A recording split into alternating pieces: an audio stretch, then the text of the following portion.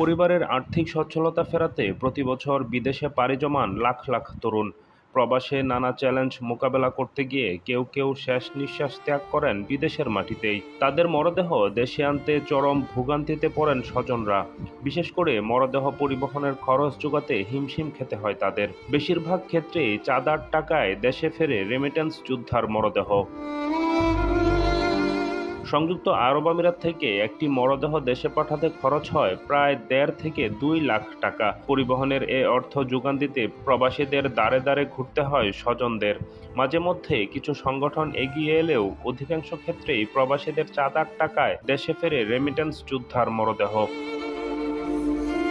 প্রবাসীরা জানান, সেখানে কেউ মারা গেলে মরদেহ দেশে পাঠাতে ৭ থেকে ৮ দিরহাম খরচ হয়। প্রবাসী কল্যাণ ও বৈদেশিক কর্মসংস্থান মন্ত্রণালয় বলছে, স্থানীয় শ্রম আইন অনুযায়ী সাধারণত বৈধভাবে কর্মরত বিদেশি কর্মীর মরদেহ দেশে পাঠাতে দায়িত্ব নিয়োগকর্তা বহন করে থাকে। নিয়োগকর্তা বা কাগজপত্রবিহীন শ্রমিকদের মৃতদেহ দেশে ফেরাতে বিশেষ এগিয়ে আসে স্থানীয় কমিউনিটি। বিএমইটির ম্যান পাওয়ার ক্লিয়ারেন্স বা ওয়েজ ওয়ার্নার্স কল্যাণ বোর্ডের মেম্বারশিপ কার্ড থাকলে তাদের মরদেহ বোর্ডের অর্থায়নে দেশে আনা হয়। মেম্বারশিপ কার্ড না থাকলে দেশে পাঠানোর ক্ষেত্রে মন্ত্রণালয়ের রাজস্ব বাজেট থেকে ব্যয় বহন করা হয়। গত বছর জুলাই থেকে চলতি বছরের ৩০ জুন পর্যন্ত সংযুক্ত আরব আমিরাতে ৭২৪ জন মৃত প্রবাসীর এনওসি ইস্যু হয়। তার মধ্যে দুবাই ও উত্তর আমিরাত থেকে ৮৪০টি, আবুধাবি থেকে ইস্যু হয় ২৪৪ জনের।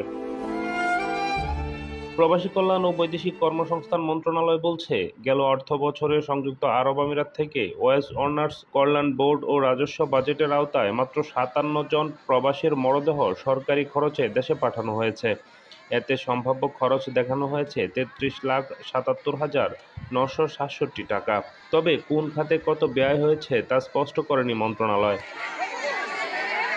প্রবাসে কর্মরত শ্রমিকরা জানান, বিদেশে কেউ মারা গেলে তারা টাকা তুলে মরদেহ পাঠানোর ব্যবস্থা করেন। দূতাবাসের সঙ্গে যোগাযোগ করা হলেও তারা কোনো সাড়া দেন না। এদিকে আবুধাবির বাংলাদেশ দূতাবাস জানায়, দেশটির থেকে প্রবাসীর মরদেহ দেশে ফেরানোর জন্য সরকারি বরাদ্দের পরিমাণ প্রয়োজনের চেয়ে কম। বিপরীতে মৃত্যুর হার বেশি। কখনো কখনো মরদেহের ওজন ও উড়োজাহাজের টিকিট মূল্যের তারতম্যের কারণে পরিবহনের ব্যয়ের উপর প্রভাব পড়ে। এদিকে প্রধান উপদেষ্টা ডক্টর মোহাম্মদ ইউনূস প্রবাসীদের মরদেহ সরকারি খরচে দেশে পাঠানোর আশ্বাস দেন। সরকারের দেয়া প্রতিশ্রুতি বাস্তবায়নের দিন গুনছেন প্রবাসীরা। বছরের পর বছর রেমিটেন্স পাঠিয়ে দেশের অর্থনীতিকে যারা অবদান রাখছেন, মৃত্যুর পর তাদের মরদেহ চাঁদা উঠিয়ে দেশে পাঠানোর সংস্কৃতি ভেঙে দেওয়ার দাবি তাদের।